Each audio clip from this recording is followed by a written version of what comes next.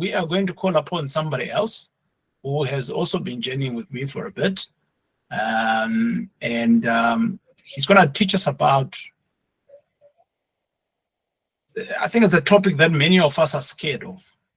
I was scared of it at one point, and I realized that if I understand it because of reading two important documentations, and both of these documentations are in ACT,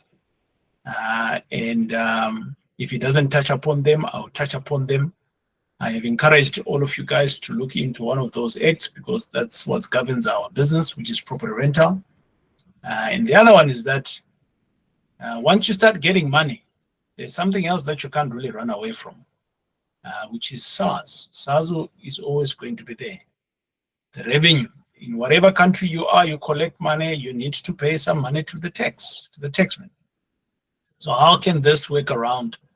How can we work around these two things, especially in the space of you're employed, you have bought properties in your name, you're transitioning into a business, this guy here has had some serious pain around this.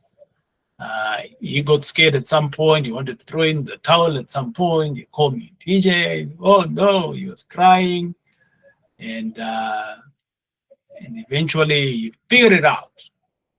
And what should I say? He manned up against the state, and he won. And within the winning, we said, okay, great. Please come through and teach us what you want. So without wasting time, Pelo, he is here.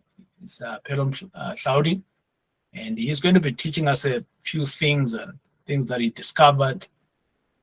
Funny enough, where Pelo works for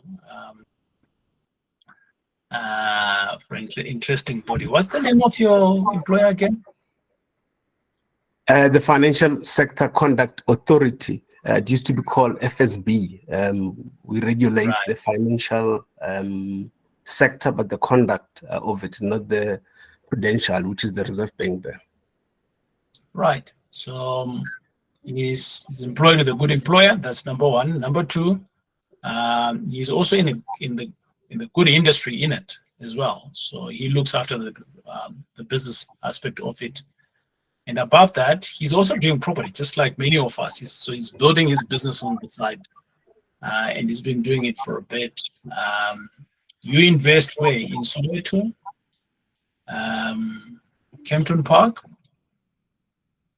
Newcastle, and now Port Elizabeth. And the more you grow, the more you have pains, guys. It's part of the game. But you need to understand how to work around those pains. All of us, we're going to have the pain that Pelo is going to be explaining today to us, but he's just figured it out. So I'm not going to waste much of his time.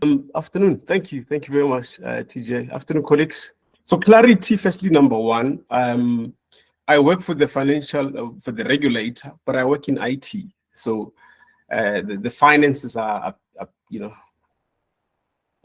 the last time I did those was when I do my own finances. Oh, it's good. You know, so I'm in the IT side. You'll see on, I think, on part of the presentation.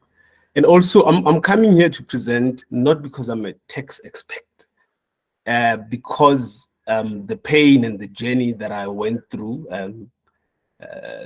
last year, or actually the last 2 years or so, but last year was a bit worse. So for me, it was from there. Where am I now? What did I do? What have I learned from the process? It's in no way that I'm saying I'm a tax expert. I'm not. I'm an investor like you and I. So, and I started like most of us here. So those are the lessons that I've seen. So the presentation, the topic is there: buying properties in my personal name. Then SARS and other challenges occurred. That's where I thought my world is stopping. What was I doing? Should I reverse the decision?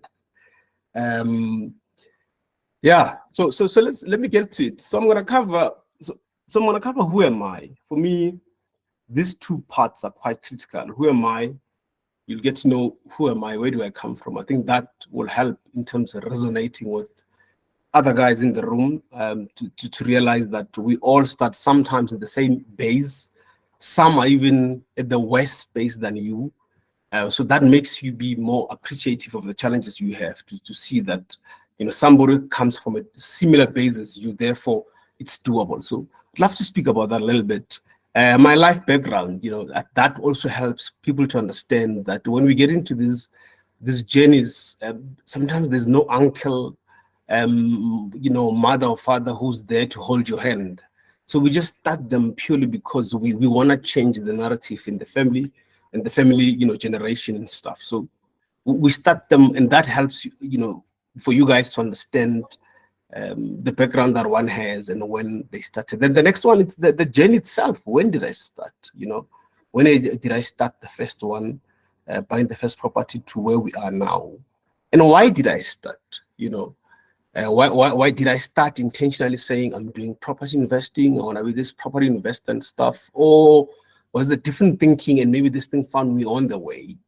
What did I not do right, in the journey when I started? The tax challenges that started and when they started and what they are. Then I'll speak a little bit about the rental property permissible expenses. These are the things that I ended up having to take my own, sit down and start to read. And I said to myself, Pielo, you went to school. I think that brain of yours is working. Stop delegating. Some of these things they want you just to put your foot down and start to say, what is happening here? The rental property tax lessons that I learned during the challenges, some of the misleading advice I received from, tax consultants that I've used. The rental property tax lessons, okay, that's the one. The lessons that I've got in the current tax status, where are we? Am I still in trouble? What's still outstanding and all that? I don't see anything. I don't see any hands. Collect, you can come through. Yeah. So who am I? I just reached the fourth floor 40 years in 2023. So this year I'm 41-year-old young. I'm a husband to the most supporting wife, Khalil Saudi. We've been together since 2006. I can't even remember how many years. Yeah, we've been married. It's been quite beautiful. I don't think there's been a change from the day I got married and the day we're still dating. I think since and I'm loving it. I'm a father of 3 respectful. I think for me that's very critical. Very respectful and intelligent kids who understands challenges that we have, and it easily, our kids and accept where we are. That is quite critical for me, because when you go through this journey, sometimes when we start, there's no funding. We need to fund some of these projects. So when you can win at home in terms of your family and your kids, for me it's quite important. Where somebody would say, do not breed an animal that will come back tomorrow and bite you. So the mistakes we make sometimes is we get our kids used to some of these things at standards that tomorrow when we take this journey where we have to sacrifice for a better long-term benefit for them, you can't, because you get the pressure from home. So I'm very grateful to my wife and my kids. I work for the FSCA, Financial Sector Conduct Authority, as a senior business analyst in IT. So I want to clarify that I don't work with, I'm not a finance into finance. I live at Benoni. I've just moved, TG, I think we spoke last year. I moved to Benoni. I wanted to be close to the kids, schools, and all the activities. This, I've realized and actually got to discover later in my life that actually I've been diagnosed with ADHD. Been in denial for many years until I, got to take it on and accept and start to introspect. Start to realize that it's not a disability, but there's challenges, there's things that are easier for me and not so easier for me. And this is quite critical, especially when you are faced with challenges in life, to know who you are, because how you react to situations could be different to what TJ does. It could be different to the next person, how they do it. So it's critical to know ourselves. And for me, it's a journey. I'm not fully there. It's a journey, and it's important for me because I see some of these symptoms on my kids. So it makes it easy for me to be a better father and assist them. So I just put it there. It is an acknowledgement that I'm in a journey of knowing who am I, and then will fully one day answer the question, who am I? So life background, I was born at Alex, but I was raised by my Oma. I loved her dearly at a small mini town in the Northern Cape called Pamperstad. I came back so I moved that side when I was about a year or so to stay with my grandmother. Came back to finish my high school at Alex because my parents divorced when I was very young, like I said, a year or so. Therefore, Oma and my father really raised me. So may their soul rest in peace. They passed away 2019 and 2021 or 2020. So yeah, those were the pillars for me. 2023, I got a bursary to study with the university and work for FNB. 2026, I bought my first property at Glenridge, Soweto. That's where the journey started. So the journey started there, 2006, by the way, not 2026, 2006. I bought the first one there, property. 2010, I think 4 years later, we finished building the back rooms, which were rented out. I guess 2012, we bought the second property, Terrania. 2018, we bought two properties, one for rental, and the family house at Pomona we were intending to rent out also, which we did, the Terrania house. 2021, my grandmother passed away, and I inherited the house at Pamperstad. She left a will. Thank you to Grant about the presentation yesterday, brother. You opened my eyes. There's a lot of things that I just took for granted. I need to go and fix there. So 2022, so my daughter one day, she was asking me, Papa, why don't you take this property thing seriously? Because you just love it. You know, I've seen your face light up every time you speak about anything related to property. Why don't you just take it seriously? You know, then I contacted TJ. I contacted TJ. I had known TJ prior to that time. We had met before, but I was just reluctant, literally, just to join in. Then I spoke to G and said, bro, I'm ready to start. Within a month or so, or first few meetings, we already found few deals. One at UJ, I remember that one, but we missed it out. Somebody took it. Then we got this one in PE, which was registered in 2022 September in a company. Obviously, we started to have the discussions about, putting things in the right structures and all that. So we opened a company for anything new going forward. So we bought that one in a company, and it's been operating for a year now. So in total, we're sitting on, one property in business and 4 properties in personal names. Yes, 4 properties in personal names. I say, as I mentioned, that I live in Benoni. So there was a time during COVID, I relocated back to home. I rented out my main house. When we came back, I think my wife and I, we agreed that, you know what, let's continue renting out. It's helping us. It's bringing a lot of money for us to push this property journey. So we continue to rent out even our main house. This is where you start to appreciate the partner you have in life. Somebody could have seen that as a downgrade. It was going to be very difficult to explain to the kids why we're not going back home. But we managed to continue to rent out, and it was the best decision because of that, we managed to qualify for the PE house. Colleagues, remember, I don't see any screen hands or anything I'm projecting, so please come through anytime. Why did I start in 2006? It was not my intention to be a property investor. I bought my first property house due to the respect I had for my parents. I couldn't bring my girlfriend then to my room at Alex. I'm from Alex. I helped my parents to finish building up the house at home. I had my own room, just a room, a little bit when you just, on the corner for me. But I just couldn't come to terms to bring a girlfriend into my house. Prior to 2005, 6 or 2006, early moving back home, I used to stay in town because I was studying and working for FNB. So I used to stay there, I had my freedom, But when we moved back home, now you can't, it's just something else. So me buying my first one, it was never around, I want to be a property investor. I just bought it because I wanted to give the respect to my parents. One, number two, bit of security. I mean, I'm from Alex. We know the situations there, in a yard, there's 5, 10 families. It's not a conducive space. I'm saying this, and I'm from Alex, I go to Alex, but it's not a conducive space to raise kids. But also,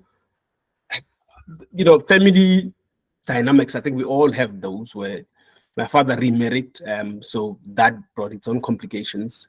In my Oma's house back then, when she was still alive, it was not. I was not the only grandmother, grandson. We had a lot of, my cousins and stuff. So obviously, that was not just my home; it was our home.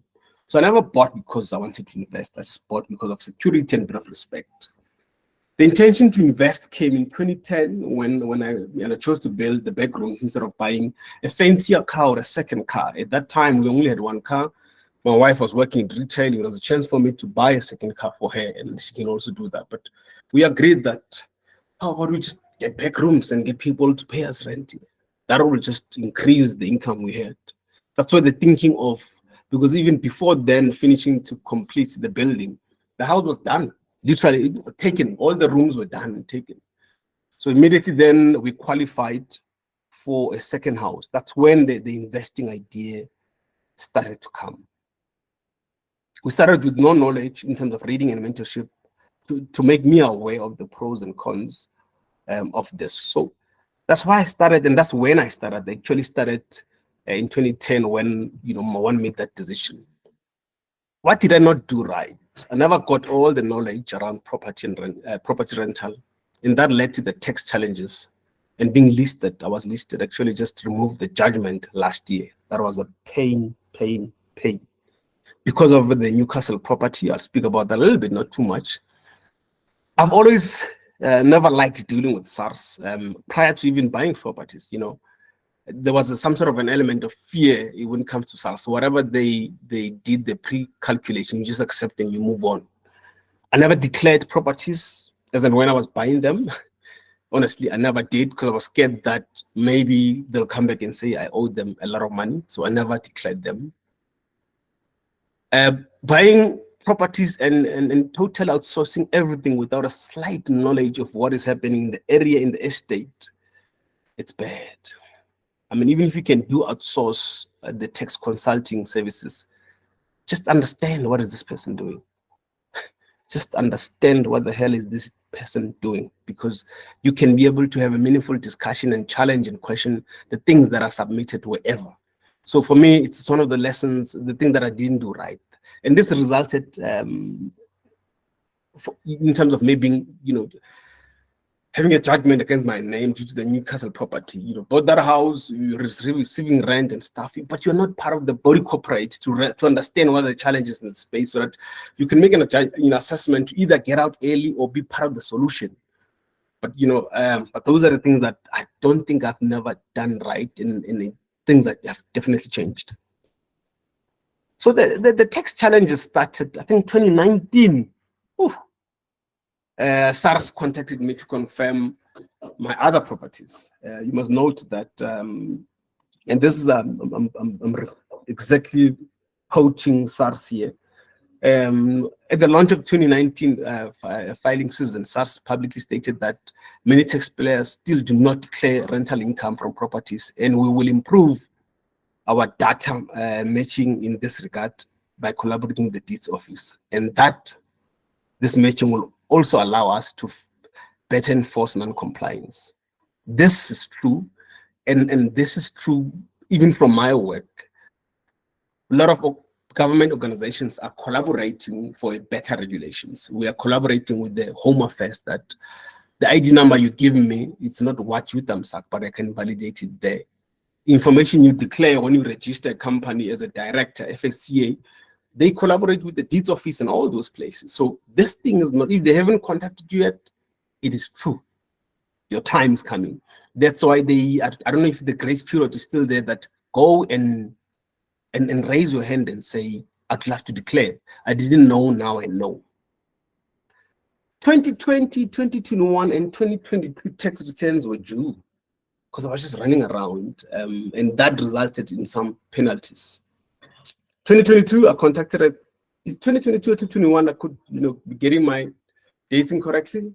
I contacted the tax consultant to assist me with fixing my tax issues.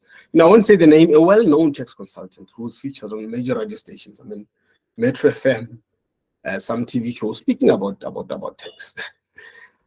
2023, I terminated the relationship due to ill advice. I've got emails and WhatsApp messages.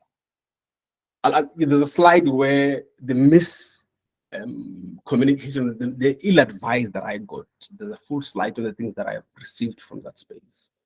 I just terminated the relationship because the person was literally saying to me, just accept a repayment and payment terms with SARS.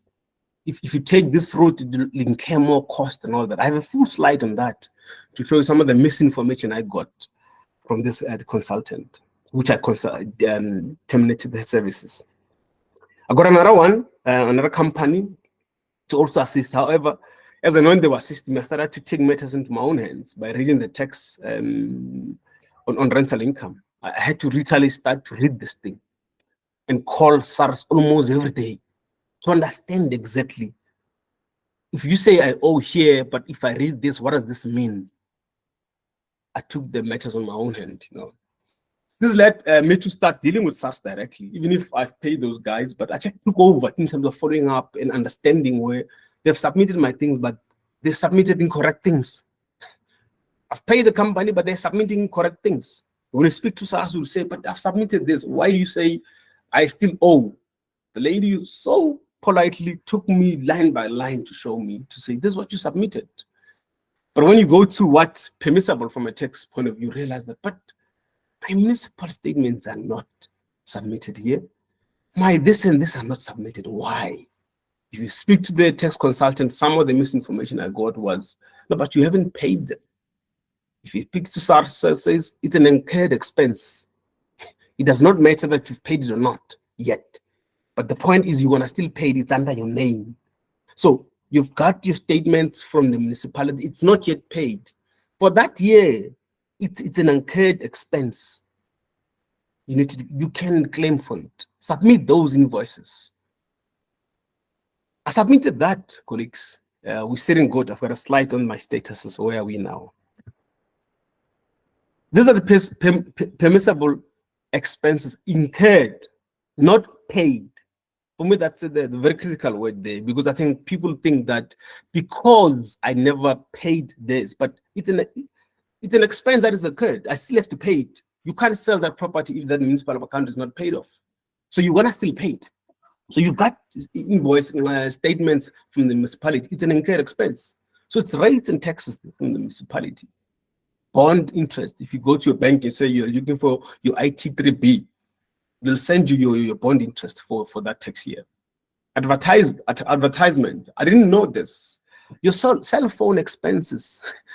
Printing of that paper, putting in the walls to say I'm looking for people. This time I'm talking about the back rooms and stuff in Soweto and all that. The rate, my rate for when I was doing those flyers, for making those flyers, the traveling to Soweto and place all those things, that's an expense because it was towards my advertising of my property. The agency fees, this is the estate agent. The insurance, here it clearly states only homeowners insurance and not insurance for household contents and bond interest. Bond insurance, by the way. The current services, repairs in respect of the area let. This will include your travel expenses, your cell phone and accommodation if the property is out of town. So this is the information I just got directly from SARS. Go here, I have to go to PE and fix my property. Go there for maintenance related points. If I can prove that and keep the receipt, I can claim from SARS. Those are expenses because they are towards the maintenance of this property.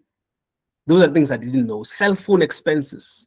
So one made security and property levies, managing agent fees, all of those we claim.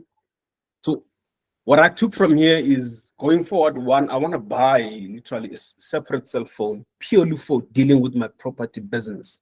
So then it becomes easy to separate the expenses, to show SARS, to say, this cell phone is for this only. Advertisement, maintenance, all of that, it's towards managing that. Travel expenses, that logbook, have it. The days you go into your properties, you can write your kilometers and all that and show that this is my travel expenses towards maintaining these properties. Those are the information I never got from a tax consultant. But when I spoke to SARS directly, they'll even give you a reference number of the call that they can even, extract that call to confirm the advice they gave you. That's what I got from SARS. I hope we're still together, colleagues. I'm not even watching the time. So these are the misleading advices I got from tax, not one but couple of tax consultants. Just accept the repayment option with SARS, as there is nothing we can do. There's no such thing. If you are aggrieved with SARS, there's internal processes you can follow. There's the dispute process. There's an appeal process. There's a suspension of payment, that whatever you're supposed to pay to SARS while those processes are taking place. There's no such thing as there's nothing we can do until you exhaust those avenues and processes. Only then you can say, I've tried enough. If you dispute, the penalty will keep increasing. The advice I got, if you dispute here, the penalty keeps on going up while they're investigating. It's a lie. The minute you log a dispute, even the penalty, whatever penalty that they are giving you every month, or the collection of saying, if you're not paying us within this period, we're gonna collect on no matter how, that everything pauses because you've locked the dispute. It pauses. Third one, we are out of time frame to dispute. SARS has time frames. You can dispute a case for how many years. When they say keep your records for 5 years, it's not just for them, it's also for you. When they say keep your records for 5 or whatever period, it's not just for SARS to say we want to audit you. It's for also you to audit yourself and say, but here and here I cheated myself. I'd love to go back. I don't have the exact timelines, colleagues. I think we can find them and all of, but you have timelines for disputing and appeals. But I was told a year ago something to say, no, we're out of time. We can't dispute.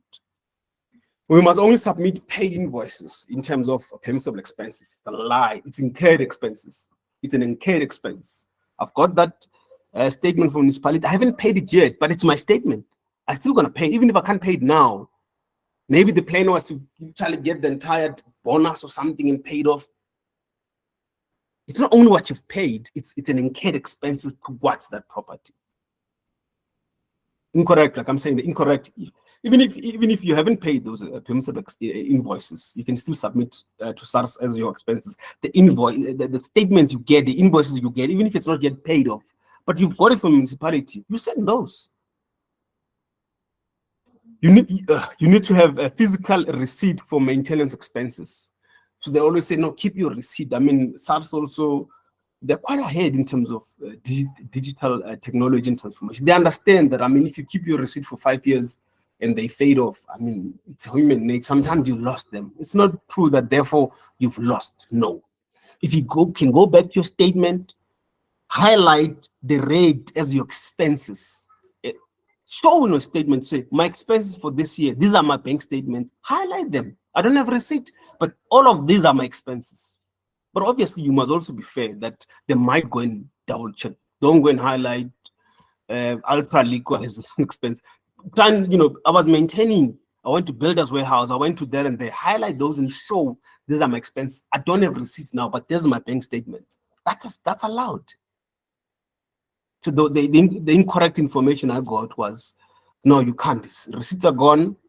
Forget about it. It's wrong. You can't claim some of the misleading information. You can't claim travel, accommodation, cell phone expenses with regards to rental property. I spoke about that on the last few slides. It's incorrect. You can. The only thing that you need to do, what we do as people, is from the same cell phone, you're doing all your personal calls and business. So it's going to be difficult later to try and prove which one is which. Hence, I'm saying, if you can get that phone or starter pack, purely for business, it becomes easy because all your statements say, this is from the property point of view. These are my expenses. Everything I do from this number. So it becomes easy to separate the two. Okay. So that's what the misleading information I got. The lessons I've got, you have a right to challenge SARS. If you are aggrieved with SARS outcome, you have a right. SARS is not a law to themselves. And I think I got the confidence purely because where I work. If you're not happy with, I mean, if you look at in the financial sector, the different layers of dealing with grievances and issues. I mean, your bank, if you're not happy with the bank directly, we have a complaint with them, you go to the banking ombuds. If you're not happy with the banking ombuds, you go back to the bank adjudicators and all that. But if you're not happy with the ombuds level, what they deal with complaints, you come to the FSCA. You go to the FSCA. If you're not happy with the FSCA, there's the last layer, which is the financial adjudicator. Those are the different layers that as people we go to, that we have avenues to go. It's just a question of knowledge. So same thing with SARS. SARS, they are not a law to themselves, just that there's this thing of fear around when you're dealing with SARS. If you are aggrieved with SARS, there's many ways. What are you aggrieved with? Look at it in the act. Is it covered or not? What are the time frames? You can look at dispute. A dispute resolution process is initiated when a taxpayer is aggrieved by an assessment or not satisfied with the decision taken by SARS. If the decision is subject to objection and appeal, they have a right to dispute the assessment or decision. If you're not happy with the dispute, you can log an appeal. This is an after dispute now. You can still log an appeal.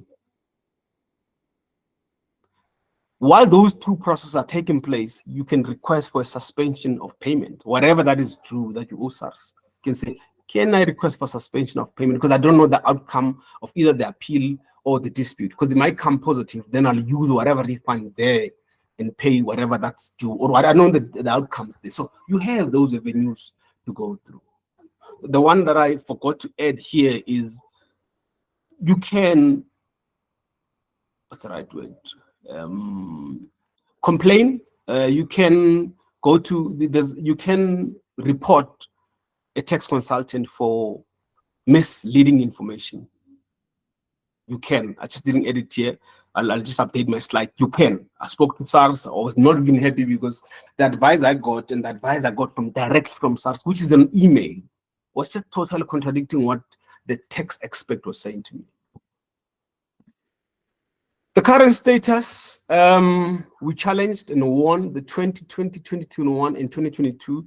Literally, we overturned those decisions where we're owing SARS to a point that they ended up owing us, even if it was not a lot of money, but we managed to overturn those. We're tax compliant in those years. We disputed the 2023 submissions.